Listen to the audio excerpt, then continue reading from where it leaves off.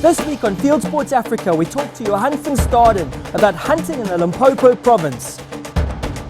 We join up with Thomas Ochsenbein as he pursues the grey ghost. We have news with Beth Silvester, plus Dr Kevin Robertson tells us the story behind one of the best-selling books, The Perfect Shot. I'm Richard Leonard, and this is Fieldsports Africa.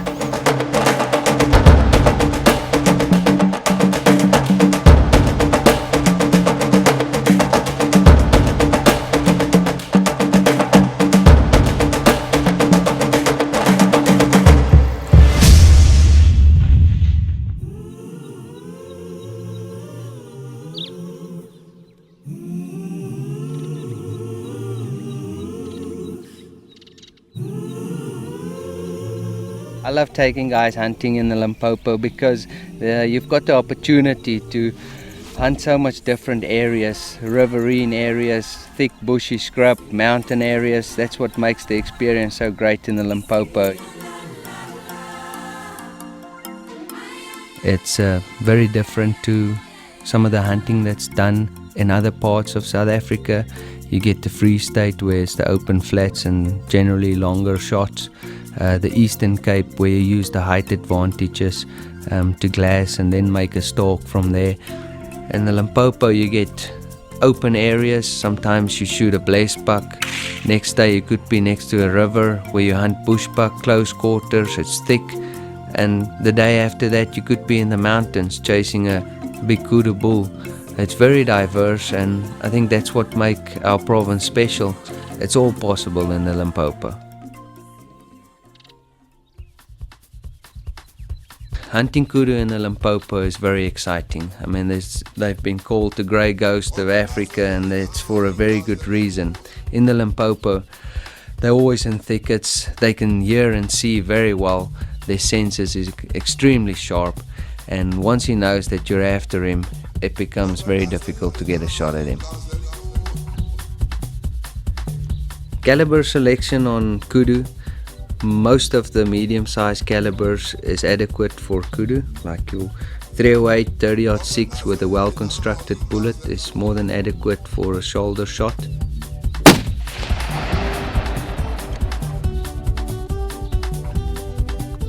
When you look for a big kudu bull, you look at the nice curls in the horns, the ivory tips. You get different shapes in kudu. You get wide ones, you get ones that's hourglass shape. In an hourglass shape you look for the horns to curl back in at the top. In a wide one, the classic shape, you look for the horns, the points that go up straight. Nice ivory tips, big old neck. That's the main features in a nice kudu bull. On this hunt we join up with Thomas, an avid outdoorsman and passionate hunter. Johan would be our guide, and the boys had a great challenge ahead of them.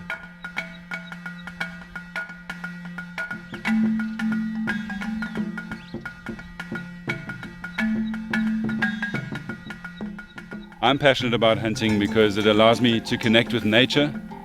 I love the chase. I love outsmarting an animal in its own environment. I love seeing the African sunrise, walking through the bush, just hearing the sounds of nature. For me, that's a total stress reliever. I just love being out here.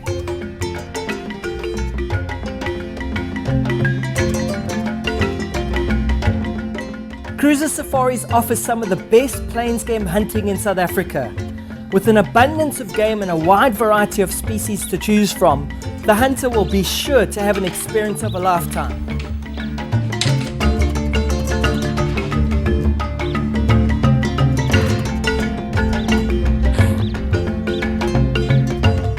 There's not many places that have a beautiful river frontage, and even just walking along the river glassing for game, you always see something. And then you've got hills, you've got dense bush, you've got open savanna, so you got a little bit of everything, which is very nice. You know, depending what you're hunting for and your ability, they can make it work for you.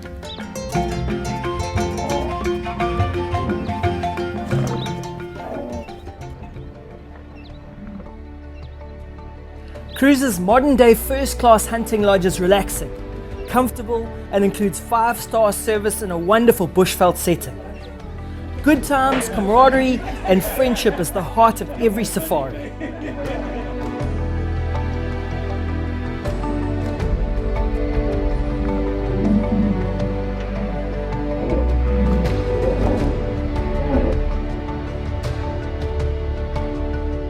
The bush braai that they put on is just something amazing. You're sitting right by the Matlabas River and the sun is setting behind you.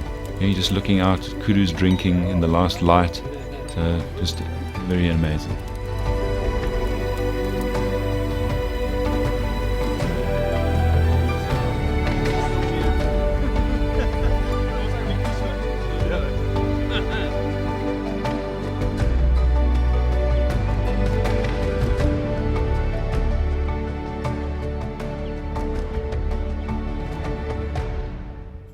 Thomas, we're going to head down this riverbed here, see if we can see any kudu tracks. I've seen the bulls lately, they're hanging around by the river in the morning, and hopefully we get lucky. Basking in the sun on the other side, hopefully.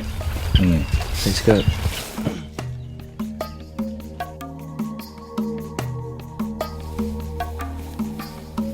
Yeah, we started out early in the morning and put on quite a few stalks on the kudus at first light even. It's always a difficulty if you stalk an animal that's as awake as a kudu. So, they always saw us way before we could see them. So the first few stalks were not successful. Right, Thomas, you see that? Yeah, that's the younger bull. The other ones must be there. Let's go. I've hunted a few kudu in my life, but every time that I'm on a kudu hunt, I get so excited because it's something so special. It always makes me a little bit nervous, but it's also something that, it's a challenge. A kudu is not just like any other animal, and they definitely didn't make it easy for us.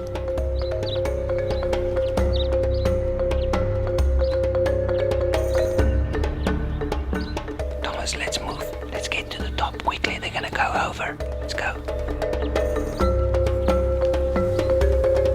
We came up to the 4 bulls that were slowly walking away from us. We waited until the eyes were off us when the bull started moving off, and then we started to go into that thicket and starting to see if we could get a move in on them and get a clear shooting lane. You aren't putting a stalk on them. Now we'll have to go around. If we go down, we go through the river and walk that side. But I don't know how that's good. So we'll be on our side from that.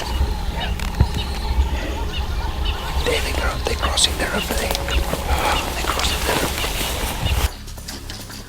Johan predicted exactly where the kudus would come out from the river, and as that kudu came out, I was on him. He's looking this way. He's looking right at us. Just stay still.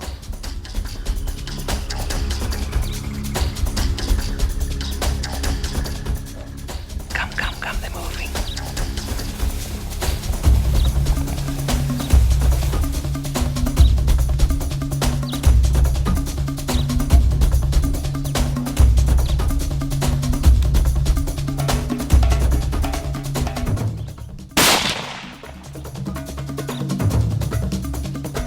Reload. Great shot. He's down. Oh, thanks a lot. Good job, Thomas. Good job. Let's go have a look.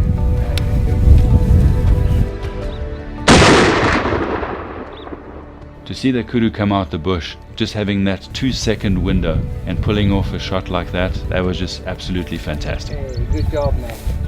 Congratulations. Yeah, thank you very much. How was the hunt this morning along the Matlabas River?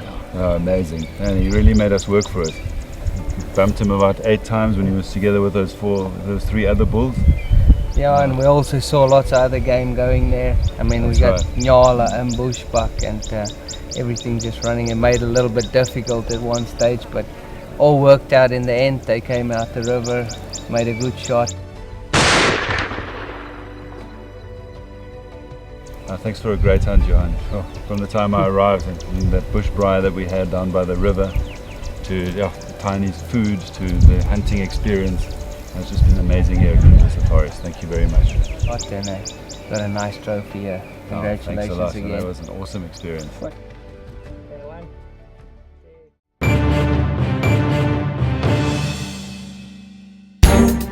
Welcome to African Wildlife News, I'm Beth Silvester. A South African hunter has been eaten by crocodiles. Scott Van Zyl went missing during a hunting expedition in Zimbabwe. Extensive search and rescue efforts led to the discovery of his backpack on the banks of the Limpopo River. Permission was then given for 3 Nile crocodiles in the area to be shot. One of them contained the hunter's remains. Cattle herders are willing to kill and destroy property as they search for grazing lands. The Laikipia region of Kenya has become increasingly dangerous as nomadic cattle herders look for new pastures in the drought-stricken area. A former British Army officer and lodge owner, Tristan Vorsby, was shot dead by herdsmen, and many tourist lodges have been burnt down. The herders have also been indiscriminately killing elephants, giraffe and lions. The domestic trade in rhino horn has now been legalised. A ruling by the Constitutional Court allows rhino horns to be bought and sold legally in South Africa for the first time in 8 years. Domestic trade will be controlled by a strict permitting process. International trade remains illegal. And finally, one of Africa's last super tuskers has been killed for its ivory. Now that Satao 2 has been poached, it leaves just 6 of these giants in the Tsavo Conservation Area in southern Kenya. This is a devastating blow to elephant conservation and to super tusker genes. It is now estimated that there are fewer than 30 super tuskers in the whole of Africa. This has been African Wildlife News with me, Beth Silvester. Next up, we have the chance to hear the story behind one of the most famous hunting books ever to be published, The Perfect Shot.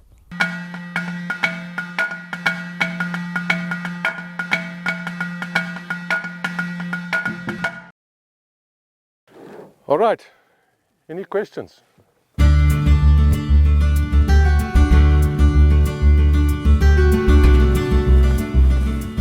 What made you decide in the first place that there was a book to be made called The Perfect Shot? Yeah, quite an interesting story. I was the only veterinarian that was also working towards my professional hunter's license in Zimbabwe. And the Zimbabwe Professional Hunters and Guides Association used to have a training camp in the Reefer Safari area, which was an hour and a half from our ranch. So I got involved with them as one of their training officers. And what we would do, the first time we ever did it, we went down to the Zambezi Valley with a bunch of students, and we actually hunted an elephant. We shot an elephant cow, and then I dissected it. So the elephant cow was lying on its side, we skinned it. And then we took the front leg off the carcass, and I got some of the learner PHs to remove all the meat from the bones. Then we took out the uppermost rib cage, and we took out the uppermost lung, so they could see the heart, you could see the diaphragm, you could see the aorta. And then we put that front leg back on the elephant. So the elephant was basically cut in half, lengthways in half. Put the front leg back on it, and we managed to get a safari car right up to it. So everybody stood on the back, stood on the railings and the seats, and they looked down. Said, okay, now when an elephant walks, this is how it stood. This is where the leg is forward. This is where, look where the heart is in the relation to the diaphragm. When the leg is back, look how the humerus bone covers the heart. And the chief training officer for the Zimbabwe Professional Hunters Association was a guy by the name of Lionel Reynolds. And he said to me, no, Kevin, nobody's ever done this before. So then I did a buffalo, and then I did an impala, and then that was it. And I thought, no, there was a real need for it, because a lot of people just don't know where to shoot an animal properly. I mean, where's the heart in a giraffe? Where's the heart in a rhino? Where's a crocodile's brain? How do you shoot a crocodile? So that started the seed, and then it flew from there. And I worked for 4 hours a day for 4 years to put the perfect shot together. Because they have to work harder. If you do lots of push-ups, eventually you're going to get very strong like me, eh? Okay, and that is why those muscle, the harder a muscle has to work, the bigger it gets. So this ventricle now, the left ventricle pumps the blood all the way from the tip of the nose. My neighbor was my fishing partner. We used to go love fishing together, and his wife was an artist. So I said to her, come on, let's do this. And it was in Kath, my wife's idea, that said, instead of just drawing them, why don't we use photographs? So this stimulated my wife's interest in photography. So we started systematically collecting photographs of all the animals that occurred in our area. The animals had to be exactly side on at almost postcard quality. And then we systematically painted the anatomy by hand on the photograph. So I would sit with the artist and say, okay, that's the point of the shoulder, there's the elbow joint, that's where the scapula is, and then she would get her diagram of a scapula of a waterbuck, for example, and then she'd have to fit it into that. And then we use a paint called gouache. Gouache is a a paint that you can paint on photographs. And then she would paint it through, and I said, okay, the first photograph she took her 3 weeks to do. At the end of it, she was doing 3 photographs a day. Also, then we figured out the term, the vital triangle, because if you take an animal's bottom edge of its scapula, you take its shoulder joint, and you take its elbow joint. You join those 3 together, it's known as the vital triangle. And why it is the vital triangle? Because the top of the heart and the center of the lungs are in exactly that center of that triangle. And everybody thinks you shoot an animal in the heart. You don't shoot an animal in the heart, you shoot an animal above the heart. Because above the heart there's a spaghetti junction of major blood vessels. You get the aorta that's coming out, that's going to the rest of the body. You get the pulmonary artery that's going to the lungs. You get the pulmonary vein, you get the superior and anterior vena cava. They're all together. They come in together and they sort of twist around the top of the heart. And if you can put an expanding type bullet through that sweet spot, as we call it, that animal is dead within a couple of minutes. And I've got friends now that have used that shot, and they've got, one of them is 41 buffaloes with 1 shot, 41 consecutive 1-shot kills. Go!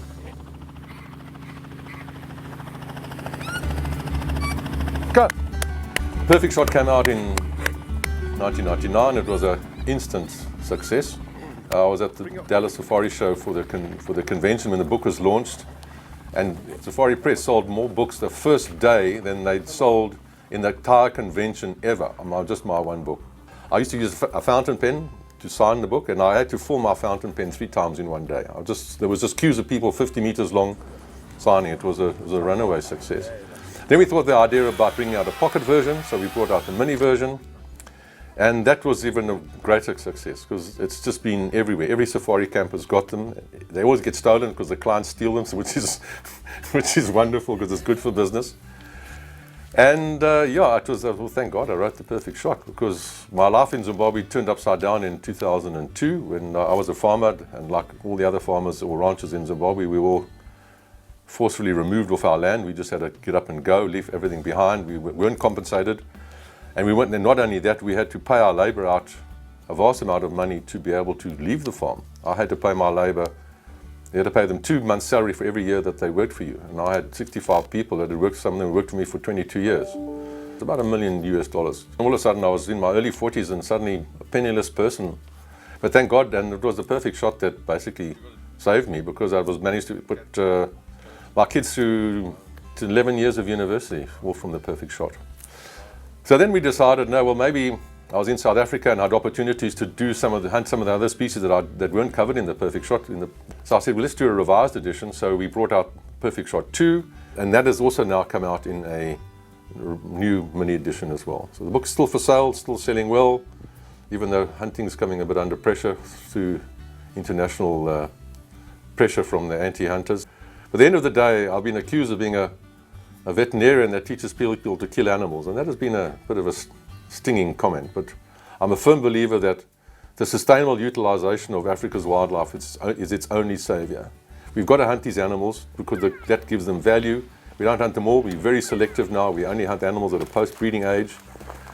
But that funds generated from that hunting goes to preserve the environment, and it preserves the animals that are in that environment. So I believe hunting is a necessary part of conservation, and my job as a veterinarian is that if you're going to hunt an animal, then do it in the most humane way possible. And the Perfect Shot is basically designed, or basically written, to teach people how to hunt animals in the most ethical and the most humane way. Shoot an animal through the top of its heart, there's immediate loss of blood pressure, the animal is unconscious within a couple of seconds, and is clinically brain dead within a minute or 2. So, well, I like to think that my book has stimulated an interest in hunting. It has helped many animals to be killed cleanly and ethically, but the greater good is that the funds generated from the hunting of these animals has gone for the greater conservation cause, and that is my message. Thanks again for joining us on another great show. If you guys would like to see all our videos and more in-depth stories, then go to Fieldsports Channel.tv. We'll see you guys next time on Fieldsports Africa.